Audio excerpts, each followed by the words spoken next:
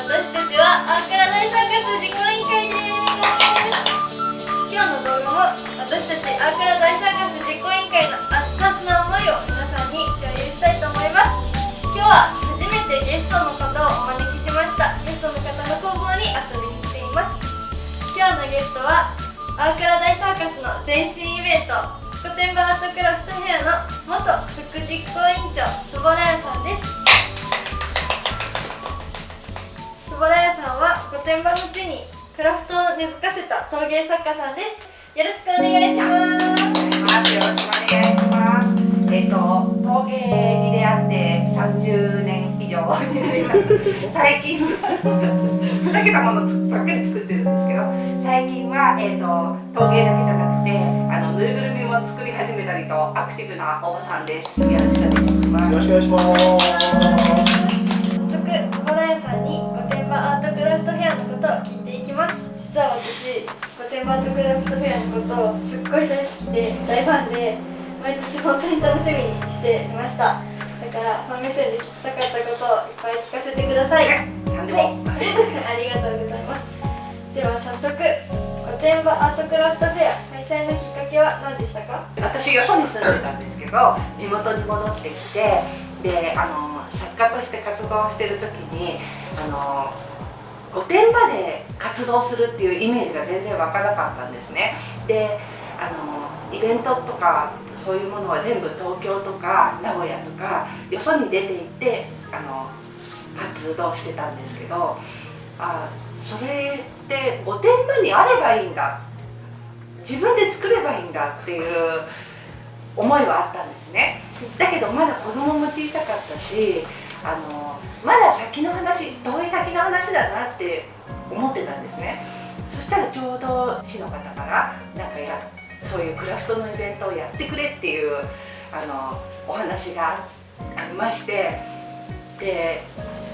ちょっと初めはじゃあお手伝いしますぐらいの気持ちだったんですけど、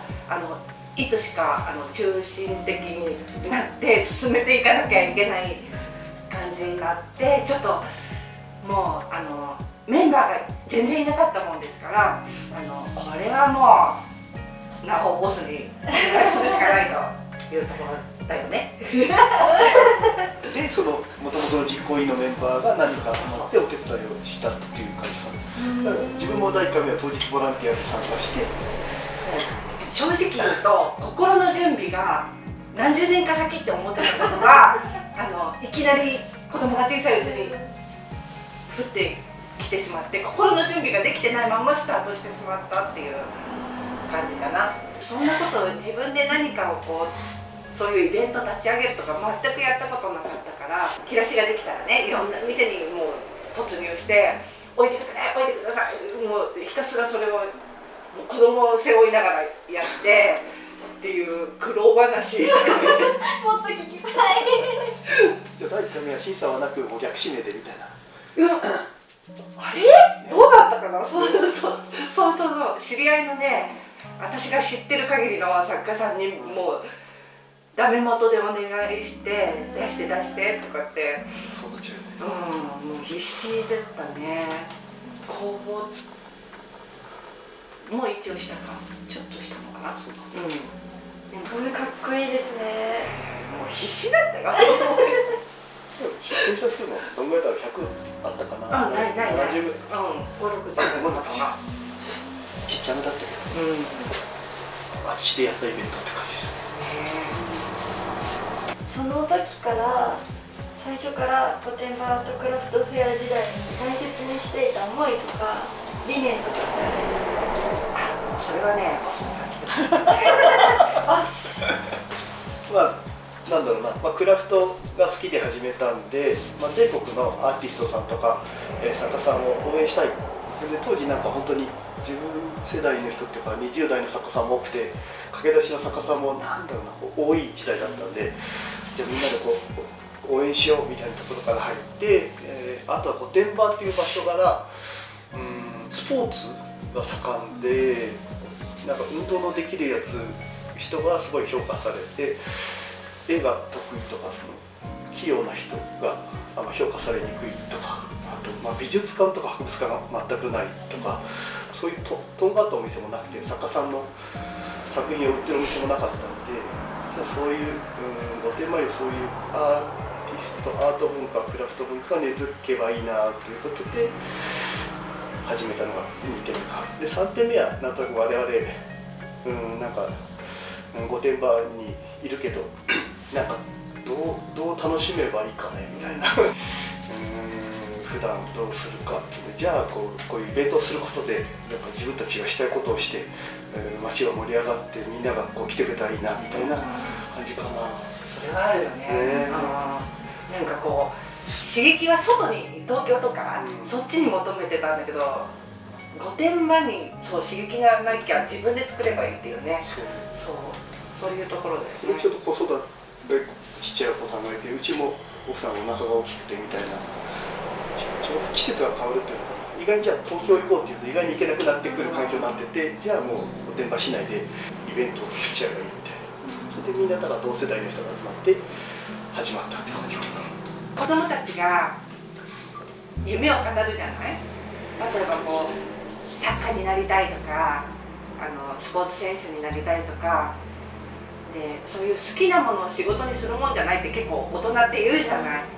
でそれ違うなと思ってて、でなんだろう、好きなものを仕事にしてこんなにキラキラしてる大人たちがいるんだよっていう、その作家さんみんな当日すごいキラキラしてるじゃない。でそういうところをね、子供にも大人にも見てほしいなって思ってて、そういうところもきっかけだね。図工ができてもそんなんじゃ食べていけないからみたいな、そう言われがちだもんね。まあでもクラフトフェアに来てる作家さんはどっちかというとみんなそういう人たちみんなね、好きなことを仕事にしてる人たちだから食べていける自分。大人にも見てほしかった、それを。そんなところかな。御殿場アートクラフトフェアの時って本当にそれこそクラフトイベントが御殿場になかったから、ね、何これって子供ながらに思いました。結構ね、みんなに衝撃だって言われた。衝撃だった。手作りのものを自分で作家さんに話しかけに行って、どういう思いだとか聞いて愛着が湧いたものを連れて帰るっていう経験をしたことがなかったから、その同じ既製品で使いやすそうなものを買ってなんとなく使うじゃなくて、使い勝手がいいかどうかじゃなくてときめくかどうかで買っていいんだなって初めて知りました。いいんだよ。次に聞きたいことは、最初って駅前のその場所で開催してたと思うんですけど、その後中央公園だったり青少年交流の家に移動していった経緯、お聞きしたい経緯、なんで移動したんですか？だんだんこうお客さん、そう1回目も規模がすごく小さかった割に、1回目の割に結構お客さんが来てくださったんですね。ですごく反響よくで、来年も来ます。だんだんそんな感じで規模が大きくなっていって、もう1回目の会場はね、正直すごく狭い空き地でやったので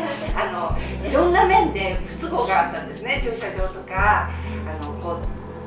交通渋滞が起きちゃったりとか、それでなんかいい場所ないかなってねなって、御殿場の中央公園を貸していただけることになって、そこで何年やったんだ8回までやったんだよ。だから2、3、4、5、6、7、8、7回やったんだね。